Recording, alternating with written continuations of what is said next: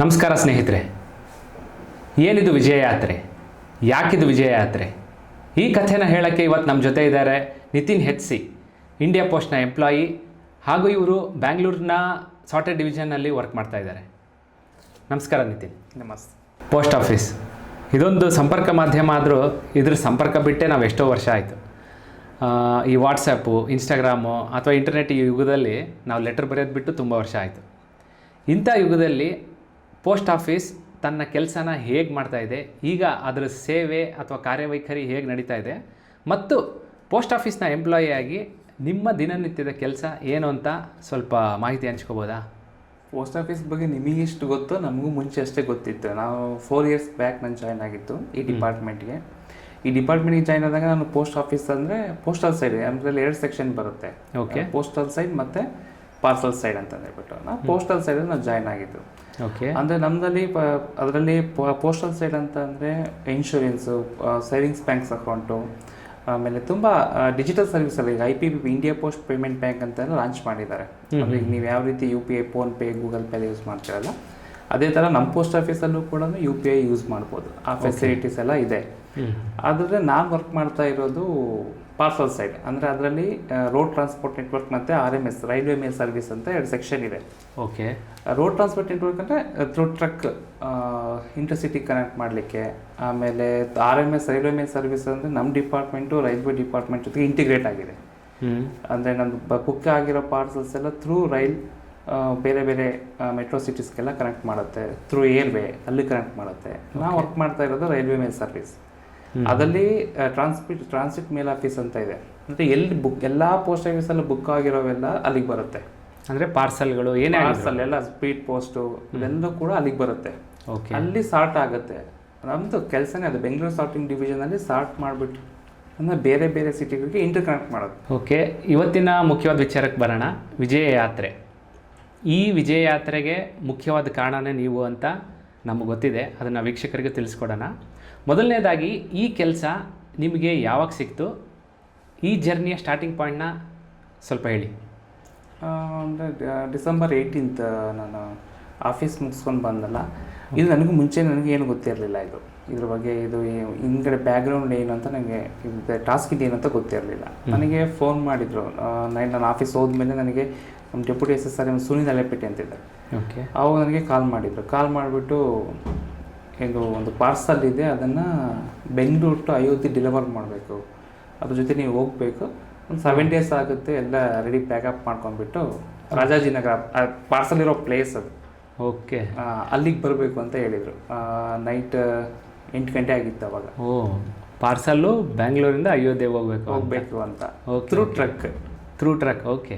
ಆಮೇಲೆ ನಮ್ಮ ಫ್ರೆಂಡ್ ವಿಶಾಲ್ ಇದ್ದಾನೆ, ಅವ್ರನ್ನ ಕಾಂಟ್ಯಾಕ್ಟ್ ಮಾಡಿದೆ. ಅವರು ನನ್ನ ಅಲ್ಲಿ ಆ ಪ್ಲೇಸ್ಗೆ ಪಿಕಪ್ ಮಾಡಿದರು. ಅಲ್ಲಿ ಹೋದ್ಮೇಲೆ ನನಗೆ ಅದೆಲ್ಲ ಪ್ರೊಸೆಸ್ ನಡೀತಾ ಇತ್ತು. ಪ್ಯಾಕಿಂಗು ಅದೆಲ್ಲ ನಡೀತಾ ಇತ್ತು ಅಲ್ಲಿ. ಟ್ರಕ್ ಡೆಲಿವರ್ ಮಾಡಲಿಕ್ಕೆ ಟ್ರಕ್ ಇತ್ತು, ಕ್ರೇನು ಎಲ್ಲ ಎಲ್ಲ ರೆಡಿ ಮಾಡ್ಕೊತಾ ಇದ್ರು. ಓಕೆ. ಅಲ್ಲಿ ಹೋಗಿ ನೋಡಿ ಮೇಲೇ ಅದು ಅಲ್ಲಿ ಇದ್ದಿದ್ದು ಒಂದು ರಾಮನ್ ಮೂರ್ತಿ ಅಂತ ನನಗೆ ಯಾವಾಗ ಗೊತ್ತಾಗುತ್ತೆ. ರಾಮನ್ ಮೂರ್ತಿ. ಪ್ಯಾಕೇಜು ಎಲ್ಲ ಯಾವ ರೀತಿ ಆಗ್ತಿತ್ತು? ಅಥವಾ ಆ ರಾಮನ್ ಮೂರ್ತಿ ನೀವು ನೋಡಿದಾಗ ನಿಮಗೇನು ಅನಿಸ್ತು? ಅಥವಾ ಯಾವ ಥರದ ರಾಮ ಮೂರ್ತಿ ಆಗಿತ್ತು ಅದು? ನಾನು ಫಸ್ಟಿಗೆ ಅದು ಮೋಸ್ಟ್ಲಿ ಸ್ಟೋನ್ ಸ್ಕಲ್ಪ್ಚರ್ ಅಂತ ಅಂದ್ಕೊಂಡಿದ್ದೆ. ಓಕೆ. ಇದು ಯಾವ ರೀತಿ ನಮ್ಮದು ಮೈಸೂರಿಂದ ಹೋಯ್ತಲ್ಲ ರಾಮಲೆಲ್ಲ ಐಡಲ್ಲ, ಆ ಥರ ಒಬ್ಬರು ಡೊನೇಟ್ ಮಾಡಿದ್ದಾರೆ ಅಂತ ಕೇಳ್ಪಟ್ಟಿದ್ದೆ. ಬಟ್ ಅದು ನೋಡಿದರೆ ಗೋಲ್ಡ್ ಪ್ಲೇಟೆಡ್ ಅಂತ ನನಗೂ ಗೊತ್ತಿರಲಿಲ್ಲ. ಗೋಲ್ಡ್ ಪ್ಲೇಟೆಡ್ ಅದು ಯಾಕೆಂದರೆ ನಮ್ಮದಲ್ಲಿ ಹೈ ವ್ಯಾಲ್ಯೂ ಟ್ರಾನ್ಸಾಕ್ಷನ್ಸ್ ಆಗಲ್ಲ. ಓಕೆ. ಪಾರ್ಸಲ್ಸ್ ಇದೊಂದು ಹಿಸ್ಟಾರಿಕಲ್. ಯಾಕೆಂದರೆ ನಮ್ಮ ಡಿಪಾರ್ಟ್ಮೆಂಟಲ್ಲಿ ಇದೇ ಫಸ್ಟ್ ಟೈಮು ಇಷ್ಟೊಂದು ಬೆಲೆ ಬಾಳುವಂಥ ಪಾರ್ಸಲ್ನ ಬುಕ್ ಆಗಿರೋದು. ಅದು ಅಂಥ ಪಾರ್ಸಲ್ಸ್ ಎಲ್ಲ ಲಾಜಿಸ್ಟಿಕ್ ಪೋಸ್ಟ್ ಅಂತ ಇದೆ, ಅಲ್ಲಿ ಬುಕ್ ಆಗುತ್ತೆ. ಅದು logistic post India post service under ಬರುತ್ತಾ? ನಮ್ಮದಲ್ಲಿ ಸ್ಪೀಡ್ ಪೋಸ್ಟ್ ಹೆಂಗೆ ನೀವು ಸ್ಮಾಲ್ ಆರ್ಟಿಕಲ್ಸ್ ಬುಕ್ ಮಾಡ್ತೀರೋ, ತುಂಬ ಲಾರ್ಜ್ ಅಂದರೆ ಲಾಜಿಸ್ಟಿಕ್ ಪೋಸ್ಟಲ್ಲಿ ಬುಕ್ ಮಾಡ್ತೀವಿ.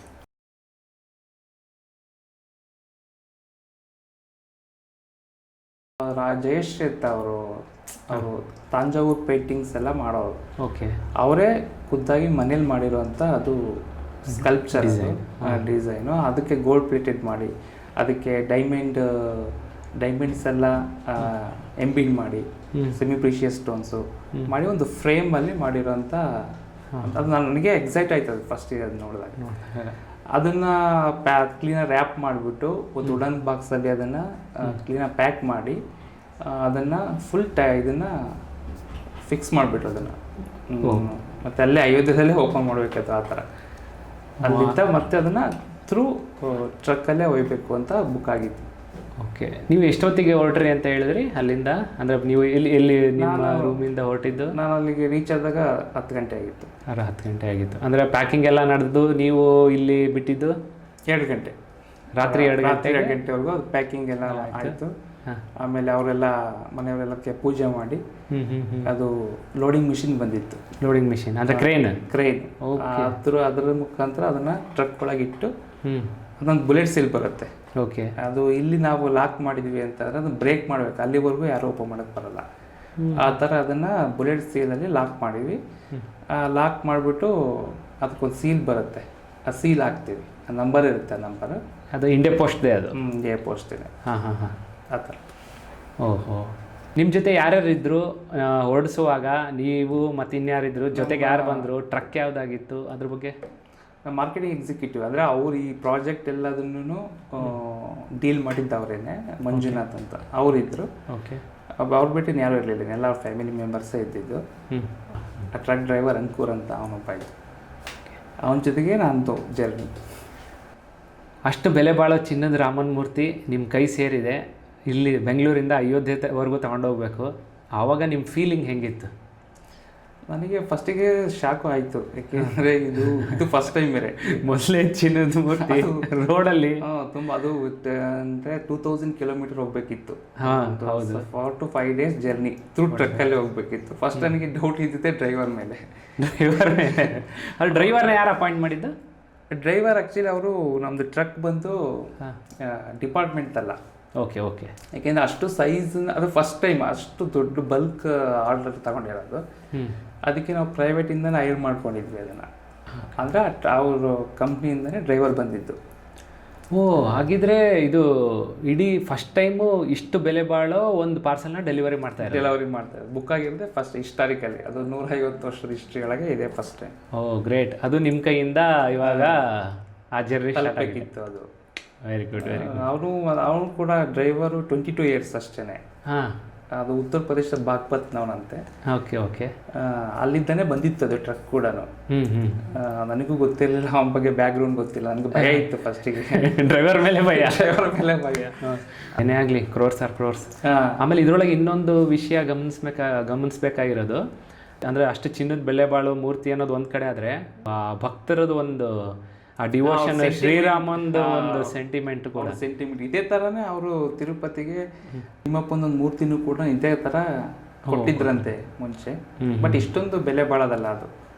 ಇದೇ ಫಸ್ಟ್ ಟೈಮ್ ಅವರು ಟ್ರಸ್ಟ್, ರಾಮ ಮಂದಿರ ಟ್ರಸ್ಟ್ನವ್ರ ಜೊತೆ ಮಾತಾಡ್ಬಿಟ್ಟು ಅದು ಖುದ್ದು ಅವರೇ ಮಾಡಿರೋದು. ಅದಕ್ಕೆ 1 year ಆಗಿದೆ ಅಂತ ಮಾಡಲಿಕ್ಕೆ 1 year. ಓಕೆ, ಹೌದು. ಈಗ ಈ ರೂಟ್ ಮ್ಯಾಪ್ ಅನ್ನೋದು ಒಂದು ಡಿಸೈಡ್ ಮಾಡಿರ್ತಾರಲ್ವಾ ಬೆಂಗಳೂರಿಂದ ಅಯೋಧ್ಯೆವರೆಗೂ, ಅದು ಯಾರು ಡಿಸೈಡ್ ಮಾಡೋದು? ನೀವಾ, ಡ್ರೈವರಾ, ಅಥವಾ ಹೆಂಗೆ ಪ್ಲಾನ್ ಹೆಂಗಾಗಿತ್ತು? ಅದಕ್ಕೆ ಮ್ಯಾಪ್ ಅಂತ ನಾವೇನು ಹಾಕ್ಕೊಂಡಿಲ್ಲ. ಓಕೆ, ಅಂದರೆ ಡ್ರೈವರ್ ಆ ರೂಟು ಫೆಮಿಲಿಯರ್ ಇತ್ತು ಡ್ರೈವರ್ಗೆ. ಯಾವಾಗಲೂ ಅದು ಥ್ರೂ ಹೈದ್ರಾಬಾದ್ ಅವರು ಹೋಗ್ತಾ ಇದ್ರು ಯಾವಾಗಲೂ ಬೆಂಗಳೂರಿಗೆ ಬಂದರೆ. ಅವರ ಅಂಕಲ್ ಡ್ರೈವರ್ ಅವರ ಗೈಡ್ಲೈನ್ಸ್ ಇಂದಾನೆ ರೂಟ್ನ ಡಿಸೈಡ್ ಮಾಡ್ಕೊಂಡ್ವಿ. ಓಕೆ, ಸೆಕ್ಯೂರಿಟಿ ಅಂತ ಏನಾದರೂ ನಿಮಗೆ ಇತ್ತಾ, ಅಥವಾ ನೀವು ಡ್ರೈವರ್ ಇಬ್ಬರೇ ಹೋಗಿದ್ದು? ಯಾವ ಸೆಕ್ಯೂರಿಟಿ ಏನಿಲ್ಲ. ಅದು ಎಸ್ಪೆಷಲಿ ಯಾಕೆ ಇರಲಿಲ್ಲ ಅಂತ ಅಂದರೆ, ಅದು ಆದಷ್ಟು ಇನ್ಫಾರ್ಮೇಷನ್ ಲೀಕ್ ಆಗಬಾರ್ದು ಅಂತ. ಅಂದರೆ ಯಾಕೆ ಲೀಕ್ ಆಗಬಾರ್ದು ಅಂತ ಇದೆ. ಇಂಡಿಯಾ ಪೋಸ್ಟ್ ಸರ್ವಿಸ್ ಥ್ರೂನೇ ಹೋಗಿದ್ದರಿಂದ ಲೀಕ್ ಪ್ರಶ್ನೆ ಅನ್ನೋದು ಏನಾದ್ರು ಯಾಕೆ? ಕಸ್ಟಮರ್ ಡಿಮ್ಯಾಂಡೇ ಆ ಥರ ಇತ್ತು. ಓಕೆ ಓಕೆ ಓಕೆ, ಅಂದರೆ ಯಾರಿಗೂ ಗೊತ್ತಿಲ್ಲ. ಇಲ್ಲ ಅಂದರೆ ಅವರು ಪ್ರೈವೇಟ್ ಏರ್ಲೈನ್ಸ್ನೇ ಹೈರ್ ಮಾಡ್ಕೋಬೋದು. ಓಕೆ ಓಕೆ, 15 minutesಲ್ಲಿ ಅದನ್ನು ಅವ್ರು ಪ್ಯಾಕ್ ಮಾಡಿಬಿಟ್ಟು ಡೆಲಿವರ್ ಮಾಡ್ತಾಯಿದ್ರು ಪ್ರೈವೇಟ್ ಏರ್ಲೈನ್ಸ್. ಬಟ್ ಅದು ಇನ್ಫಾರ್ಮೇಷನ್ ಲೀಕ್ ಆಗಬಾರ್ದು ಅನ್ನೋದು ಅವ್ರ ಉದ್ದೇಶ ಆಗಿತ್ತು. ಓಕೆ ಓಕೆ, ಅದಕ್ಕೇ ನಮ್ಮದು ಡಿಪಾರ್ಟ್ಮೆಂಟ್ನ ಟ್ರಸ್ಟ್ ಆ ಥರ ಇದೆ, ಇಂಡಿಯಾ ಪೋಸ್ಟ್.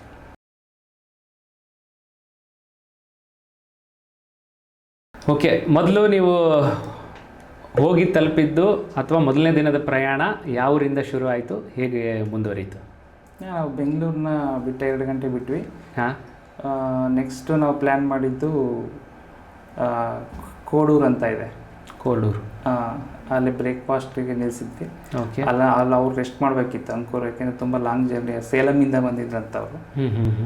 ರೆಸ್ಟ್ ಮಾಡಬೇಕಿತ್ತು. ಅಲ್ಲಿ ಒಂದು 12 o'clock ತನಕ ಅಲ್ಲೇ ರೆಸ್ಟ್ ಮಾಡಿದ್ರು ಅವರು. ಅವತ್ತು ನಾವು ಹೇಗಾದರೂ ಮಾಡಿ ಹೈದ್ರಾಬಾದ್ ರೀಚ್ ಆಗಬೇಕಂತ ನಾವು ಪ್ಲ್ಯಾನ್ ಮಾಡ್ಕೊಂಡ್ವಿ. ಓಕೆ. ನೈಟ್ ಅಷ್ಟಲ್ಲೇ ಹೈದ್ರಾಬಾದ್ ರೀಚ್ ಆದರೆ ಅಲ್ಲಿ ರೆಸ್ಟ್ ಮಾಡೋಕ್ಕೆ ಅನುಕೂಲ ಆಗುತ್ತೆ ಅಂತ. ಆಮೇಲೆ ನಾವು ಹೈದ್ರಾಬಾದ್ ಕಡೆಗೆ ಹೋದ್ವಿ.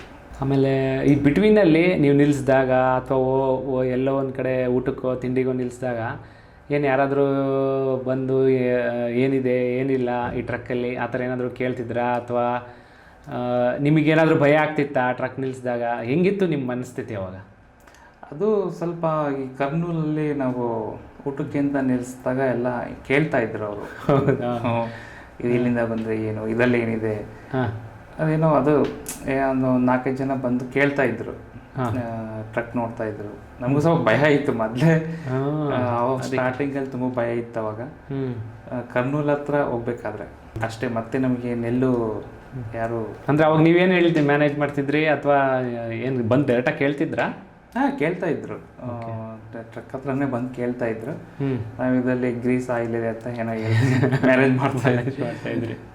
ಬಟ್ ಅದ್ರಲ್ಲಿ ಏನಿರುತ್ತೆ ಅಂತ ಯಾರಿಗೂ ಗೊತ್ತಾಗಲ್ವಲ್ಲ, ಫುಲ್ ಸೀಲ್ಡ್ ಇರುತ್ತೆ. ಹೌದು, ಗೊತ್ತಾಗಲ್ಲ. ಬಟ್ ಔಟ್ ಆಫ್ ಕ್ಯೂರಿಯಾಸಿಟಿ ಕೆಲವರು ಕೇಳ್ತಾರೆ. ಮತ್ತೆ ನಿಮ್ಗೆ ಯಾರಾದರೂ ಮಾನಿಟರ್ ಮಾಡ್ತಾ ಇದ್ರಾ ಈ ಜರ್ನಿಲಿ, ಅಥವಾ ನಿಮ್ಮ ಸೆಕ್ಯೂರಿಟಿ ಕ್ರಾಸ್ ಚೆಕ್ ತರ? ನಮ್ದು ನಾವು ಮ್ಯಾನೇಜ್ ಮಾಡ್ತಾ ಇದ್ದಿದ್ದು ನಮ್ದು deputy SRM sir. Okay okay. ಅವರು ಡಿವಿಷನಲ್ ಲೆವೆಲಲ್ಲಿ, ಆಮೇಲೆ ರೀಜನಲ್ ಲೆವೆಲ್ಲು, ಆಮೇಲೆ ಸರ್ಕಲ್ ಲೆವೆಲ್, ಆಮೇಲೆ ಡೆಲ್ಲಿ ಡೈರೆಕ್ಟರೇಟ್ ಲೆವೆಲ್ ಚೆಕ್ ಮಾಡ್ತಾ ಇದ್ರು. ನಾವು ಅವ್ರಿಗೆಲ್ಲ ಲೈವ್ ಲೊಕೇಶನ್ ಶೇರ್ ಮಾಡಿದ್ವಿ, ಫೋನು ಮಾಡ್ತಾ ಇದ್ರು ಪದೇ ಪದೇ. ಅದೇ ಮಾನಿಟರ್ ಮಾಡ್ತಾ ಇತ್ತು ಕಂಟಿನ್ಯೂಸ್. ಅಂದರೆ ಡೇ 1 ನೀವು ಎಲ್ಲಿ ಹೋಗಿ ರೀಚ್ ಆದ್ರಿ, ಎಲ್ಲಿ ಹಾಲ್ಟ್ ಆದ್ರಿ? ನೈಟ್ ನಾವು ಹೈದ್ರಾಬಾದ್ ರೀಚ್ ಆದಾಗ 12 ಗಂಟೆ ಆಗಿತ್ತು. ರಾತ್ರಿ 12 ಗಂಟೆ ಆಗಿತ್ತು. ಮತ್ತು ಅದಕ್ಕಿಂತ ಮುಂಚೆ ಹೆಚ್ಚು ಡ್ರೈವಿಂಗ್ ಮಾಡೋಕ್ಕಾಗಲ್ಲ ಅಂತ ಅಂದಿದ್ದಕ್ಕೆ ನಾವು ಅಲ್ಲೇ ಹೈದ್ರಾಬಾದಲ್ಲೇ ಊಟ ಮಾಡಿಬಿಟ್ಟು ಅಲ್ಲೇ ಸ್ಟೇ ಮಾಡಿ ಟ್ರಕ್ಕಲ್ಲೇ ಮಲಗಿಬಿಟ್ವಿ. 12 ಗಂಟೆಗೆ ನಮಗೆ CGM ಸರ್ಕಲ್ ಲೆವೆಲ್ ಡೈರೆಕ್ಟರೇಟ್ ಲೆವೆಲಿಂದ ಫೋನ್ ಬಂತು. Okay okay. ನಿಮಗೆ ಆಲ್ಟ್ ಮಾಡಲಿಕ್ಕೆ ಏನಾದ್ರು ವ್ಯವಸ್ಥೆ ಮಾಡ್ತೀವಿ ಅಂತ. ಬಟ್ ಅವಾಗ ಆಲ್ರೆಡಿ ಟೈಮ್ ಆಗಿರೋದ್ರಿಂದ ಬೇಡ, ನೆಕ್ಸ್ಟ್ ಸಿಟಿಯಿಂದ ನಾವು ಆಲ್ಟ್ ಮಾಡ್ತೀವಿ ಅಂತಂದು ಹೇಳಿ ಅವ್ರಿಗೆ ಇನ್ಫಾರ್ಮ್ ಮಾಡಿದ್ವಿ. ಓಕೆ. ಆವಾಗ ಸ್ವಲ್ಪ ಧೈರ್ಯ ಬಂತು. ನಾವು ಹೈದ್ರಾಬಾದ್ ಬಿಟ್ವಿ ಬೆಳಗ್ಗೆ 6 ಗಂಟೆಗೆ ಹೈದ್ರಾಬಾದ್ ಬಿಟ್ವಿ. ಯಾಕೆಂದರೆ ಅವತ್ತು ಎಷ್ಟೊತ್ತಾದ್ರೂ ನಾವು ನಾಗ್ಪುರ್ ರೀಚ್ ಆಗಬೇಕಿತ್ತು. ಯಾಕೆಂದರೆ ನೆಕ್ಸ್ಟ್ ಸಿಟಿ ಬಂದು ಸೇಫ್ ಸಿಟಿ ಮತ್ತು ನಮಗೆ ಇರೋ ಫೆಸಿಲಿಟಿ ಅಂತಂದರೆ ನಾಗ್ಪುರನೇ. ಓಕೆ. ಅದು ಮಹಾರಾಷ್ಟ್ರ ಆಗುತ್ತಲ್ಲ, ಹಂಗಾಗಿ ಅಲ್ಲಿ ಎಲ್ಲ ಫೆಸಿಲಿಟಿ ಇತ್ತು. ಅದಕ್ಕೇ ಪ್ಲ್ಯಾನ್ ಮಾಡಿಕೊಂಡು ಇವತ್ತು ನೈಟ್ ಎಷ್ಟೊತ್ತಿದ್ರು ನಾವು ನಾಗ್ಪುರ್ ರೀಚ್ ಆಗಬೇಕಂತ ಹೊರಟ್ವಿ. ಓಕೆ. ಅದು ಆದರೆ ಮಧ್ಯಾಹ್ನ ಸ್ವಲ್ಪ ಅಲ್ಲಿ ಡಿಲೇ ಆಯಿತು. ಅಲ್ಲಿ ಚೆಕ್ ಪೋಸ್ಟ್ ಬರುತ್ತೆ. ನಾವು ಯಾಕೆಂದರೆ ತೆಲಂಗಾಣ ಟು ಮಹಾರಾಷ್ಟ್ರ ನಾವು ಕ್ರಾಸ್ ಮಾಡಬೇಕಾದ್ರೆ ಅಲ್ಲಿ ತುಂಬ 2 to 3 hours ನಾವು ವೆಯ್ಟ್ ಮಾಡಬೇಕಾಯ್ತು. ಯಾಕೆ? ತುಂಬ ಕ್ಯೂ ಇರುತ್ತೆ ಚೆಕ್ ಪೋಸ್ಟಲ್ಲಿ. ಪ್ರತಿಯೊಂದು ಚೆಕ್ ಮಾಡ್ತಾರೆ, ಪ್ರತಿ ಟ್ರಕ್ ಒಳಗಡೆ ಏನಿದೆ ಏನು ಎಲ್ಲ ಚೆಕ್ ಮಾಡ್ತಾರೆ. ನಮ್ಮನ್ನು ಕೂಡ ಕೇಳಿದ್ರು, ಬಟ್ ಆ್ಯಸ್ ಪರ್ ನಮ್ಮದು ಡಿಪಾರ್ಟ್ಮೆಂಟ್ ರೂಲ್ ಇರೋ ಪ್ರಕಾರ ಯಾರೂ ಚೆಕ್ ಮಾಡೋ ಆಗಿಲ್ಲ.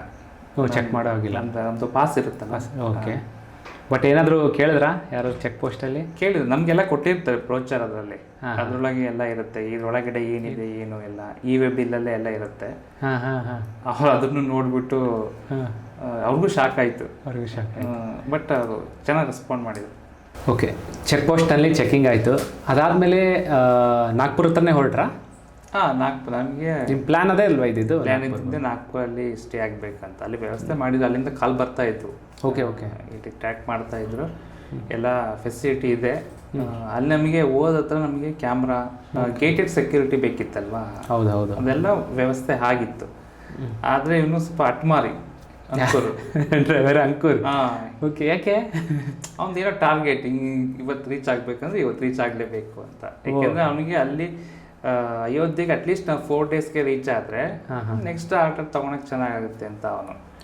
ಅದಕ್ಕೆ ನಾವು ನಾಗ್ಪುರಲ್ಲಿ ಎಲ್ಲ ವ್ಯವಸ್ಥೆ ಇದೆ, ಸ್ಟೇ ಆಗೋಣ ಅಂತ ಅವ್ನು ಕೇಳಲಿಲ್ಲ. ಇಲ್ಲ, ನಾನು ಚೆನ್ನಾಗಿ ಜರ್ನಿ ಮಾಡಲಿಕ್ಕೆ ನಾನು ನೈಟು ಜಾಬಲ್ಪುರಿಗೆ ರೀಚ್ ಆಗೋಣ ಅಂತ. ಅಲ್ಲಿ ನೆಕ್ಸ್ಟ್ ಜಾಬಲ್ಪುರಿಗೆ RMSಗೆ ಕಾಂಟ್ಯಾಕ್ಟ್ ಮಾಡಿದ್ವಿ. ಓಕೆ. ಅಲ್ಲಿ ಏನಾದರೂ ವ್ಯವಸ್ಥೆ ಆಗುತ್ತಾ ಅಂತ. ಅಲ್ಲಿನ ಅವರಿಂದನೂ ಎಲ್ಲ ವ್ಯವಸ್ಥೆ ಆಯಿತು. ಸೆಕ್ಯೂರಿಟಿ ಕ್ಯಾಮ್ರಾ ಎಲ್ಲ ವ್ಯವಸ್ಥೆ ಆಯಿತು. ನೆಕ್ಸ್ಟ್ ಮೂವ್ ಆಗೋಣ, ಯಾಕೆಂದ್ರೆ ಅದು ಸಂಜೆ 7 ಗಂಟೆ ಆಗಿತ್ತು ಆಲ್ರೆಡಿ. ಎಲ್ಲಿ ಚೆಕ್ ಪೋಸ್ಟ್ ಬಿಟ್ಟಾಗ? ಚೆಕ್ ಪೋಸ್ಟ್ ಬಿಟ್ಟಾಗಲ್ಲ, ನಾಗ್ಪುರ್ ರೀಚ್ ಆದಾಗ, ಆದಾಗ ರಿಂಗ್ ರೋಡಲ್ಲಿ ಇದ್ದಾಗ ಆಲ್ರೆಡಿ 7 ಗಂಟೆ ಆಗಿತ್ತು. ಮತ್ತು ನಾವು ಅಲ್ಲಿ ಹೋಗಿ ರೀಚ್ ಆಗೋದ್ರೊಳಗೆ 3 4 ಆಗಿಬಿಡುತ್ತೆ. ಅವರು ಇಲ್ಲಿ ನಾಗ್ಪುರಲ್ಲೇ ಸ್ಟೇ ಆಗಿ ಅಂತ ಅವರು ಸಜೆಸ್ಟ್ ಮಾಡಿದರು. ಓಕೆ.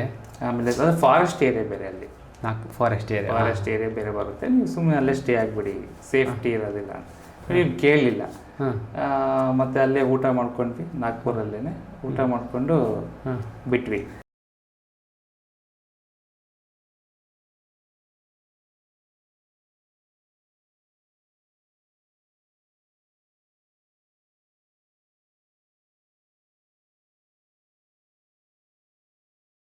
ಬಟ್ ಹೋಗ್ತಾ ಹೋಗ್ತಾ ಫುಲ್ ಫಾರೆಸ್ಟ್ ಏರಿಯಾ, ಅದು ಪೆಂಚ್ ಟೈಗರ್ ರಿಸರ್ವ್ ಅಂತ ನಾನು ಕೇಳ್ಪಟ್ಟೆ ಅಲ್ಲಿ. ಅದು ತುಂಬ ರೋಡು ಕೂಡ ತುಂಬ ರಿಸ್ಟ್ರಿಕ್ಟೆಡ್. ಅದು ಟೈಗರ್ ಕ್ರಾಸಿಂಗ್ ಝೋನ್ ಅಂತ ಬೇರೆ ಹೇಳ್ತಾ ಇತ್ತು. ಅಲ್ಲಿ ಚೆಕ್ ಪೋಸ್ಟ್ ಇತ್ತು, ಅಲ್ಲಿ ಕೂಡ ಚೆಕ್ಕಿಂಗ್ ಎಲ್ಲ ಆದಮೇಲೆ ನಾವು ಹೋಗೋದ್ರೊಳಗೆ 12 ಗಂಟೆ ಆಗಿತ್ತು. ನಾವು ರಾತ್ರಿ 12 ಗಂಟೆ ಆ ಟೈಗರ್ ಒಂದು ಝೋನಲ್ಲಿ ಹೋಗ್ಬೇಕಾದ್ರೆ ಸಿವಿಯರ್ ಕೋಲ್ಡ್ ವೇವ್ ಇತ್ತು, ತುಂಬ ಫಾಗು, ಏನು ಕಾಣ್ತಾ ಇರಲಿಲ್ಲ, ತುಂಬ ಭಯ, ಬೇರೆ ನಿದ್ದೆನೇ ಬರ್ತಾ ಇಲ್ಲ. ಆದರೂ ಇವನು ಅಂಕುರು ಮಾತು ಕೇಳ್ತಾ ಇಲ್ಲ. ಆದರೂ ಅವತ್ತು ರೀಚ್ ಆಗಲೇಬೇಕಿತ್ತು, ಯಾಕೆಂದರೆ ಬೇರೆ ಮಿಡ್ಲಲ್ಲಿ ಯಾವುದೇ ಪ್ಲೇಸಸ್ಸಲ್ಲಿ ನಾವು ಆಲ್ಟ್ ಆಗೋಂಥ ಸೇಫ್ಟಿ ಪ್ಲೇಸಸ್ ಇಲ್ಲ. ಹಂಗಾಗಿ ಅಲ್ಲಿ ಹೋಗಿ ರೀಚ್ ಆಗೋದ್ರೊಳಗೆ 4 ಗಂಟೆ ಆಯಿತು. ತುಂಬ ಏನೂ ಕಾಣ್ತಾನೆ ಇಲ್ಲ, ಫುಲ್ಲಿ ಫಾಗಿ. ನಿಮ್ಗೆ ಗೊತ್ತಿರುತ್ತೆ ನಾರ್ತ್ ಇಂಡಿಯಾದಲ್ಲಿ ಕೋಲ್ಡ್ ವೇ ಹೇಗಿರುತ್ತೆ ಅಂತ. ಬಟ್ ಅಲ್ಲೆಲ್ಲ ಫೆಸಿಲಿಟಿ ಮಾಡಿದ್ರು, ಚೆನ್ನಾಗಿ ಫೆಸಿಲಿಟಿ. ಅಲ್ಲೇ ಆಲ್ಟ್ ಆದ್ವಿ. ನೆಕ್ಸ್ಟ್ ಬೆಳಗ್ಗೆ ಪ್ಲ್ಯಾನ್ ಮಾಡೋಣ ಅಂತ.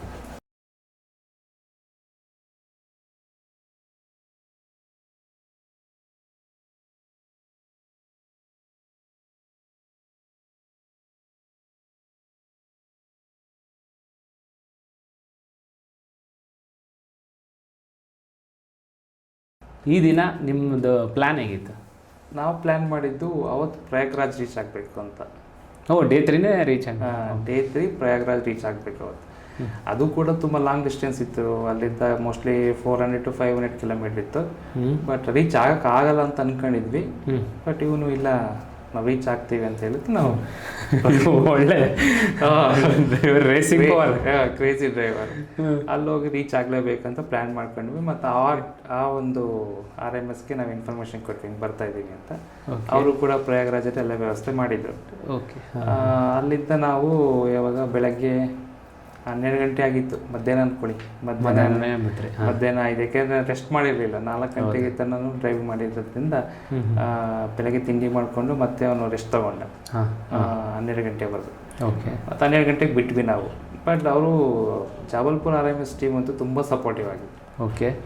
ಎಲ್ಲ ವ್ಯವಸ್ಥೆ ಮಾಡಿದರು. ಆಮೇಲೆ ಅಲ್ಲಿ ನಮಗೆ ಸಿಟಿ ಪರ್ಮಿಟ್ ಇರೋದಿಲ್ಲ ಡೇ ಟೈಮಲ್ಲಿ. ಟ್ರಕ್ಗಳಿಗೆ ಸಿಟಿ ಎಂಟ್ರಿ ಎಕ್ಸಿಟ್ಗೆ ಟೈಮ್ ಇರುತ್ತೆ ಎಲ್ಲ ಸಿಟಿನಲ್ಲೂ ಕೂಡ. ಅಂದರೆ ಅದು ನಮ್ಮದು ಡಿಪಾರ್ಟ್ಮೆಂಟ್ ವೆಹಿಕಲ್ ಅಲ್ವಲ್ಲ, ಆ ಡಿಪಾರ್ಟ್ಮೆಂಟ್ ವೆಹಿಕಲ್ಗೆ ಯಾವಾಗ ಬೇಕಾದರೂ ಹೋಗ್ಬೋದು. ಇದು ಪ್ರೈವೇಟ್ ಹೈರಿಂಗ್ ಆಗಿರೋದ್ರಿಂದನೇ ಇವರು ನಮ್ಮ ಜಬಲ್ಪುರ್ RMS ಟೀಮ್ನವರೇ ಪೂರ್ತಿ ರಿಂಗ್ ರೋಡಲ್ಲಿ ಕೂಡ ಎಸ್ಕಾರ್ಟ್ ಮಾಡಿ ಬಿಟ್ಟು ಹೋದ್ರು. ಅವರು ಸಪೋರ್ಟಿವ್ ಆಗಿತ್ತು ಟೀಮ್ ಅಂತ. ಹಂಗಿರೆ ನಿಮಗೊಂದು ರಾಯಲ್ ಸೆಕ್ಯೂರಿಟಿ ಥರ ಹೋಗಿ ಹೊರಗಡೆ ಬಿಟ್ಟಂಗೆ ಆಯಿತು. ಅಲ್ಲಿಂದ ಇದು ಪ್ರಯಾಗ್ರಾಜ್ಗೆ ಹೋಗ್ಬೇಕು ಅಂತ. ಬಟ್ ಪ್ರಯಾಗ್ರಾಜ್ಗಿಂತ ಮುಂಚೆ ರೇವಾ ಅಂತ ಸಿಟಿ ಬರುತ್ತೆ. ರೇವಾ ಆ ಟೀಮಿಂದನೇ ನಮ್ಗೆ ಕಾಲ್ ಬಂತು, ನೀವು ರೇವಾಗೆ ಪ್ರಯಾಗ್ರಾಜ್ಗೆ ಅಂತ. ರೇವಾ ಅಂದರೆ ಯಾವ ಸ್ಟೇಟಲ್ಲಿ ಬರುತ್ತೆ ಅದು? ಅದು ಮಧ್ಯಪ್ರದೇಶ್ ಬರುತ್ತೆ. ಪ್ರಯಾಗ್ರಾಜ್ಗೆ ಹೋಗೋಕ್ಕಿಂತ ಮುಂಚೆ ನೀವು ಇಲ್ಲೇ ಆಲ್ಟ್ ಆಗಿಬಿಡಿ ನೈಟು, ಬೆಳಗ್ಗೆ ಎದ್ಮೇಲೆ ಪ್ರಯಾಗ್ರಾಜ್ಗೆ ಹೋಗ್ರಿ ಅಂತ ಅವ್ರು ಸಜೆಸ್ಟ್ ಮಾಡಿದ್ರು. ಅವರು ಅಲ್ಲೇ ಎಲ್ಲ ವ್ಯವಸ್ಥೆ ಮಾಡಿದರು. ಬಟ್ ಇನ್ನು ಕೇಳ್ತಾ ಇರಲಿಲ್ಲ ಮಾತು. ಅಲ್ಲಿಗೆ ನಾವೆಲ್ಲಿ ರೇವಾ ರೀಚ್ ಆದಾಗ್ಲೇ 1 ಗಂಟೆ 2 ಗಂಟೆ ಆಗಿತ್ತು ನೈಟು. ಪ್ರಯಾಗ್ರಾಜ್ ಅಂದರೆ ಬೆಳಗ್ಗೆ ಆಗ್ತಾ ಇತ್ತು. ಮತ್ತೆ ಡ್ರೈವಿಂಗ್ ಮಾಡೋಣ ಅಲ್ಲೇ ಊಟ ಮಾಡಿಕೊಂಡು ರೇವಾದಲ್ಲಿ. ಇಲ್ಲ, ನಾನು ನೈಟೇ ಡ್ರೈವ್ ಮಾಡೋಕ್ಕೆ ಅವನಿಗೆ ಇಷ್ಟ ಅಂತೆ. ಅಂದರೆ ರೆಗ್ಯುಲರ್ ಆಗಿ ಅವರಿಗೆ ಮಾಡೇ ಅಭ್ಯಾಸ. ಇದು ಈ ಪಾರ್ಸಲ್ ಅದೇ ಥರ ಅಲ್ಲ, ಆ್ಯಕ್ಚುಲಿ ಅವ್ನಿಗೆ ಗೊತ್ತಿತ್ತಾ ಇಷ್ಟು ಬೆಲೆ ಬಾಳೋದ್ರಿಂದ ನಾವು ತಗೊಂಡೋಗಿ? ಗೊತ್ತಿತ್ತು. ಬಟ್ ಅವರಿಗೆ ಏನಿದ್ರೆ ನಾನು ಕೆಲಸ ನಾನು ಮಾಡಬೇಕು ಅನ್ನೋ ಆಟಿಟ್ಯೂಡ್ ಅಷ್ಟೇ ಒಂದು. ಅಲ್ಲಿದ್ದ ಮತ್ತೆ ರೇವಾದಲ್ಲಿ ಕನ್ಸ್ಟ್ರಕ್ಷನ್ ಇತ್ತು, ರೋಡ್ ಕನ್ಸ್ಟ್ರಕ್ಷನ್, ಹೈವೇ ಬ್ಲಾಕ್ ಆಗಿತ್ತು. ಬೇರೆ ಯಾರೋ ಕೇಳಿದ್ವಿ ಅಲ್ಲಿ, ಅವರು ಸಜೆಷನ್ ಪ್ರಕಾರ ಬೇರೆ ರೂಟ್ಗೆ ಹೋದ್ವಿ. ಅದು village road. Village road. Okay. Village road ಅದು ಒಂದು 100 ಕಿಲೋಮೀಟರ್ಸ್ ಜಾಸ್ತಿನೇ ಹೋಗ್ಬೇಕಿತ್ತು ಅಲ್ಲಿ. ಓ ಓಕೆ. ಪ್ರಯಾಗ್ರಾಜಿಗೆ ತುಂಬ ಡಿಲೇ ಆಗ್ಬಿಡ್ತದೆ ಲೇಟಲ್ಲಿ. ಅಲ್ಲಿಗೆ ಹೋದ್ವಿ ನಾವು. ಅದು ಬೇರೆ ಅಲ್ಲಿ ಸೇಫ್ಟಿ ಇಲ್ಲ ಅಂತ ಬೇರೆ ಹೇಳ್ತಾರೆ. ಅಲ್ಲಿ ಮಧ್ಯಪ್ರದೇಶಲ್ಲಿ ಹಾಗೇ ಇರೋದು. ನೈಟ್ ಟೈಮಲ್ಲಿ ಟ್ರಕ್ಗಳನ್ನ ಸ್ಟಾಪ್ ಮಾಡಿ ರಾಬರಿ ಇವೆಲ್ಲ ಅವಾಗಲೇ ನನಗೆ ತುಂಬ ಭಯ ಆಗಿತ್ತು. ಈ ಜರ್ನಿಯಲ್ಲಿ ತುಂಬ ಭಯ ಆಗಿದ್ದು ಅವಾಗಲೇ. ಫುಲ್ ರೋಡು ಕೂಡ ಸರಿ ಇಲ್ಲ. ಯಾರೋ ವಿಲೇಜಸ್ ಎಲ್ಲ ಲೈಟ್ ಬಿಡ್ತಾ ಇದ್ರು. ಆ ಥರ ಎಲ್ಲ ತುಂಬ ಭಯ ಆಗೋ ಥರ ಇತ್ತು ಅಲ್ಲಿ ಪ್ಲೇಸ್ ಕೂಡ. ಯಾವ ರೂಟ್ ಅದು? ಅದು ರೇವಾಯಿಂದ ಪ್ರಯಾಗ್ರಾಜ್ಗೆ ವಿಲೇಜ್ ರೂಟ್, ಹೈವೇ ಅಲ್ಲ. ಹೈವೇ ಆಗಿದ್ದು ನಮಗೆ ಪ್ರಾಬ್ಲಮ್ ಆಗ್ತಾ ಇಲ್ಲ. ಅಲ್ಲಿ ಕನ್ಸ್ಟ್ರಕ್ಷನ್ ಇತ್ತು ಅಂತಂದರೆ ಡೈವರ್ಟ್ ಮಾಡಿದ್ರು. ನಮಗೆ ರೂಟ್ ತಪ್ಪಿಡ್ತಲ್ಲಿ. ತಪ್ಪಿಸ್ಕೊಂಡ್ರೆ ರೂಟ್ ತಪ್ಪಿಸ್ಕೊಂಡ್ಬಿಟ್ವಿ. ನೆಟ್ವರ್ಕ್ ಬೇರೆ ಇಲ್ಲ, ಮ್ಯಾಪಲ್ಲಿ ರೂಟ್ ಬೇರೆ ತೋರಿಸ್ತಾ ಇರಲಿಲ್ಲ, ಎಲ್ಲಿ ಹೋಗ್ಬೇಕು ಅಂತ ಗೊತ್ತಿಲ್ಲ. ಅಲ್ಲಿ ಲೋಕಲ್ಸ್ನ ಕೇಳಲಿಕ್ಕೂ ಭಯ, ಯಾಕೆಂದರೆ ಯಾರು ಹೇಗಿರ್ತಾರೆ ಅಂತ ಹೇಳೋಕ್ಕಾಗಲ್ಲ. ಆವಾಗ ನಮಗೆ ಹೆಲ್ಪ್ ಆಗಿದ್ದು ಪೊಲೀಸು, ರೇವಾ ಪೊಲೀಸ್ ಅವರು ದೇವ್ರ ಥರ ಬಂದರು. ಅಲ್ಲಿ ಸರ್ಕಲಲ್ಲಿದ್ದರು. ಅವರು ಕೇಳಿದ್ರು ಏನು ಎಲ್ಲಿ ಹೋಗ್ತಿದೆ ಏನು ಅಂತೆಲ್ಲ ರೂಟ್ ಎಲ್ಲ ಕೇಳಿದರು. ನಾವು ಇದನ್ನೆಲ್ಲ ಡಾಕ್ಯುಮೆಂಟ್ಸ್ ಎಲ್ಲ ತೋರಿಸ್ಬಿಟ್ಟು ನಾವು ಪ್ರಯಾಗ್ರಾಜ್ಗೆ ಹೋಗ್ಲಿಕ್ಕೆ ಯಾವ ರೂಟು ಅಂತಂದರೆ ಅವರು ನಮ್ಮ ಜೊತೆಗೆ ಬಂದು ಹೈವೇವರೆಗೂ ಬಿಟ್ಟು ಹೋದ್ರು. ಹಾಗೇನು ಮತ್ತೆ ಅಲ್ಲಿಂದ ನಾವು ಕಂಟಿನ್ಯೂ ಮಾಡಿದ್ವಿ.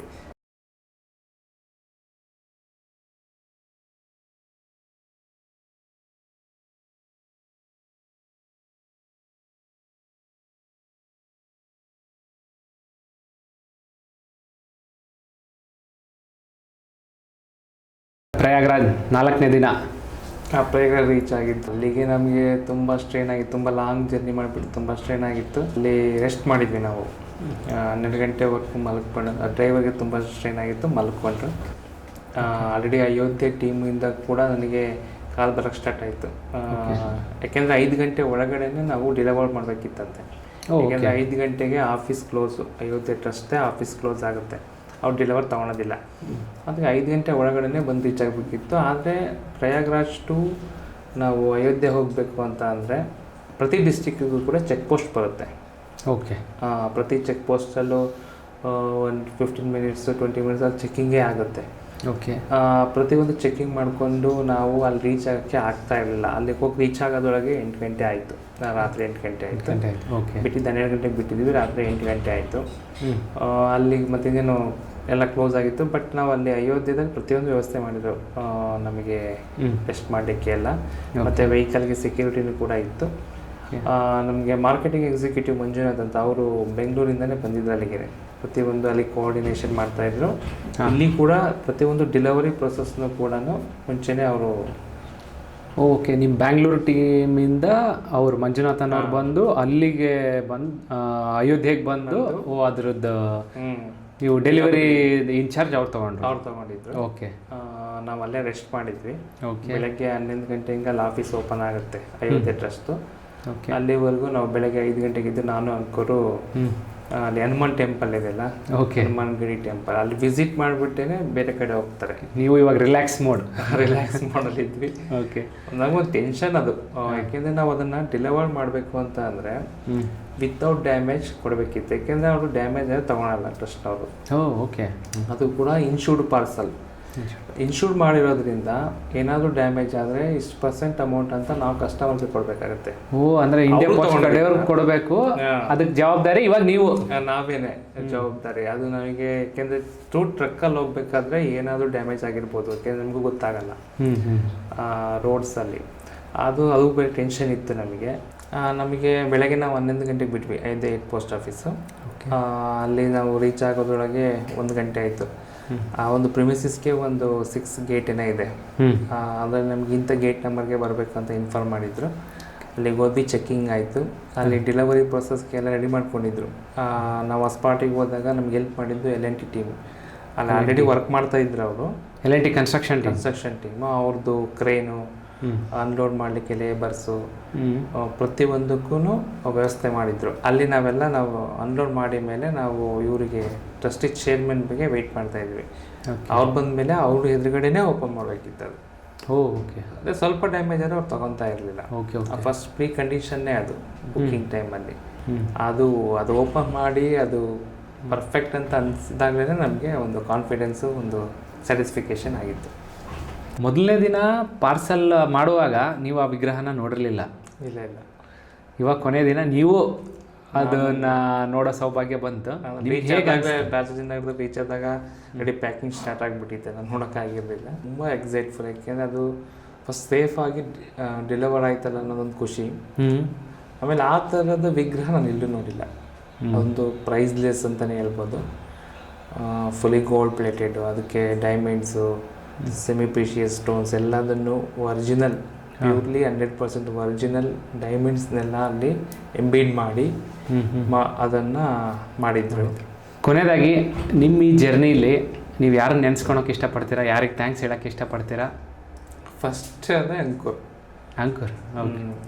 ಒಂದು ಸಪೋರ್ಟ್ ಇಲ್ದಲೇ ನಾವು ಅಷ್ಟೊಂದು ಲಾಂಗ್ ಜರ್ನಿನೇ, ಯಾಕೆಂದರೆ ಅವರಿಗೆ ರೂಟ್ ಫೆಮಿಲಿಯರ್ ಇರುತ್ತೆ. ಅವನಿಗೆ ಫುಲ್ ಹಿಂದಿ ಬೇರೆ, ನಾವು ಅವನ್ನ ಟ್ರಾನ್ಸ್ಲೇಟ್ ಮಾಡಿ ಮಾತಾಡಬೇಕಿತ್ತು. ಅದು ಸ್ವಲ್ಪ ಟಫ್ ಅನಿಸ್ತು ನನಗೆ. ಓಕೆ, ನನಗೂ ಫುಲ್ ಹಿಂದಿ ಬರಲ್ಲ, ಹಾಗೂ ಈಗ ಮ್ಯಾನೇಜ್ ಮಾಡ್ತಾ ಇದ್ವಿ. ಅವನು ಮತ್ತೆ ಅವನಿಗೆ ರೂಟ್ ಮ್ಯಾಪ್ ಗೊತ್ತಿತ್ತು, ಎಲ್ಲಿ ಸ್ಟೇ ಆದರೆ ಚೆನ್ನಾಗಿ, ಎಲ್ಲಿ ಫುಡ್ ಚೆನ್ನಾಗಿರುತ್ತೆ. ಆಮೇಲೆ ಅಲ್ಲಿ ಔಟ್ಸೈಡರ್ಸ್ ಜೊತೆಗೆ, ಅಂದರೆ ಅಲ್ಲಿನ ಜನ ಪೊಲೀಸ್ ಜೊತೆ ಅವರೇ ಡಿಸ್ಕಷನ್ ಮಾಡಿಬಿಟ್ಟು ಹಿಂದಿನಲ್ಲಿ ಡಿಸ್ಕಷನ್ ಮಾಡಿಬಿಟ್ಟು ಕನ್ವಿನ್ಸ್ ಮಾಡ್ತಾ ಇದ್ದ. ಓಕೆ, ತುಂಬ ಸಪೋರ್ಟಿವ್ ಆಗಿದ್ದ. ಆಮೇಲೆ ಇದಕ್ಕೆ ಕಾರಣ ಅಂದರೆ ನಮ್ಮ deputy SSR Sunil Halepete sir, ಅವರು ಈ ಒಂದು ಪೂರ್ತಿ ಪ್ರಾಜೆಕ್ಟ್ ಕೋಆರ್ಡಿನೇಷನ್ ಅವ್ರು ಮಾಡ್ತಾ ಇದ್ದಿದ್ದು ಫ್ರಮ್ ಡಿವಿಷನಲ್ ಲೆವೆಲಿಂದ. ಆಮೇಲೆ ಬಂದ್ಬಿಟ್ಟು ಈ ಮಾರ್ಕೆಟಿಂಗ್ ಎಕ್ಸಿಕ್ಯೂಟಿವ್ ಮಂಜುನಾಥ್, ಅವರು ಕೂಡ ಅದು ಪ್ರತಿಯೊಂದು ಬುಕ್ಕಿಂಗು ಪ್ರತಿಯೊಂದು ಅವರೇ ನೋಡ್ಕೊಂಡಿರೋದು. ಅಲ್ಲಿ ಡೆಲಿವರ್ ಆಗಲಿಕ್ಕೂ ಕೂಡ ಅವರೇ ಹೆಲ್ಪ್ ಮಾಡಿರೋದು. ಓಕೆ. ಆಮೇಲೆ ಡಿಲ್ಲಿಯಿಂದ CGM ಸರ್, ಅವರು ಪಾರ್ಸಲ್ ಡೈರೆಕ್ಟರೇಟಿಂದ ಅವ್ರು ಚೀಫ್ ಜನರಲ್ ಮ್ಯಾನೇಜರ್ ಅಂತ ಹೇಳ್ಬಿಟ್ಟು ಅದ್ನೇನ್ ಅಹಮದ್ ಅಂತ, ಅವ್ರು ನಮಗೆ ಸ್ಟೇ ಆಗಲಿಕ್ಕೆ, ಆಮೇಲೆ ಥ್ರೂ ಚೆಕ್ ಪೋಸ್ಟ್ ಪಾಸ್ ಆಗಲಿಕ್ಕೆ ಪ್ರತಿಯೊಂದಕ್ಕೂ ಹೆಲ್ಪ್ ಮಾಡಿದ್ದು ಅವರೇನೆ. ಓಕೆ, ಇವ್ರ ಮೂವರೆಗೂ ಥ್ಯಾಂಕ್ಸ್ ಹೇಳಕ್ಕೆ ಇಷ್ಟಪಡ್ತೀನಿ. ನಾನು ಈ ಒಂದು ಲಾಂಗ್ ಜರ್ನಿ ಮಾಡಿಬಿಟ್ಟು ಯಾವಾಗ ನಮಗೆ ದರ್ಶನ ಕರ್ಕೊಂಡು ರಾಮಲೆಲ್ಲ ದರ್ಶನ ಆಯಿತು, ಅದು VIP ದರ್ಶನನೇ ಅನ್ಬೋದು. ಯಾಕೆಂದರೆ ಅವರು ಟ್ರಸ್ಟಿ ಚಂದನ್ ಶೆಟ್ಟಿ ಅಂತ ಏನಿದ್ರು ಅವರು ನಮ್ಮ ಜೊತೆ ಕರ್ಕೊಂಡು ಹೋಗ್ಬಿಟ್ಟು ಅಲ್ಲಿ ರಾಮನ ದರ್ಶನ ಮಾಡಿಸಿ ಪ್ರಿಮಿಸಿಸಲ್ಲೆಲ್ಲ ಕರ್ಕೊಂಡೋಗಿ ಅದೆಲ್ಲ ಆದಮೇಲೆ ನನಗೆ ಒಂದು ಅನಿಸಿದ್ದಂತ ಅಂದರೆ ಇದು ಜಸ್ಟ್ ಯಾತ್ರೆ ಅಲ್ಲ, ಜರ್ನಿ ಅಲ್ಲ, ಇದೊಂದು ವಿಜಯ ಯಾತ್ರೆ ಅಂತಲೇ ಫೀಲ್ ಆಯಿತು. ಯಾಕೆಂದರೆ ಆ ಒಂದು ಸಕ್ಸಸ್ಫುಲ್ಲಾಗಿ ಏನು ಡ್ಯಾಮೇಜ್ ಇಲ್ದಲೆ ನಾವು ಅದನ್ನು ಡೆಲಿವರ್ ಮಾಡಿದ್ದು ಇಂಡಿಯಾ ಪೋಸ್ಟ್ ಆಫೀಸ್ ಹಿಸ್ಟ್ರಿನಲ್ಲೇ ಫಸ್ಟ್ ಟೈಮ್ ಅಂತ ಅನ್ನೋದು, ಲಾಸ್ಟ್ ಟೈಮ್ ಅಂತಲೂ ಅನ್ಬೋದು. ಆ ಥರದ ಒಂದು ಫೀಲಿಂಗ್ ನನಗಾಯಿತು. ಸೊ ಈ ವಿಜಯ ಯಾತ್ರೆ ಪೋಸ್ಟ್ ಆಫೀಸ್ ಅಂದರೆ ಇಂಡಿಯಾ ಪೋಸ್ಟ್ ಆಫೀಸ್ದು? ಹೌದು, ಅದು first credit goes to India post. ಯಾಕೆಂದರೆ ನಾವು ಅಯೋಧ್ಯೆ ಹೋಗಬೇಕು ಅಂತ ಅಂದರೆ ಆ್ಯಸ್ ಎ ಯೂಶುವಲಿ ನಾವು ಜರ್ನಿ ಮಾಡಿಕೊಂಡು ನಮ್ಮದು ಪರ್ಸ್ನಲ್ ಇದಲ್ಲಿ ಹೋಗ್ತೀವಿ. ಬಟ್ ಇದು ಒಂಥರ ಅಫಿಷಿಯಲ್ ಟ್ರಿಪ್, ಅದು ಇಂಡಿಯಾ ಪೋಸ್ಟಿಂದಲೇ ನನಗೆ ಸಿಕ್ಕಿರೋ ಸೌಭಾಗ್ಯ ಅಂತಲೇ ಹೇಳ್ಬೋದು.